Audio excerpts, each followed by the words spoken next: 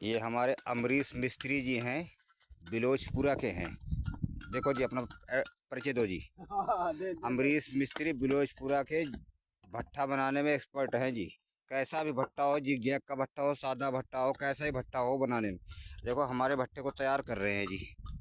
अब ये भट्टा ऐसे बनाते हैं। ये देखो एंगल से दिखा रहा हूँ, आप कच्ची ईंटें लगा रहे हैं प्लेटों में।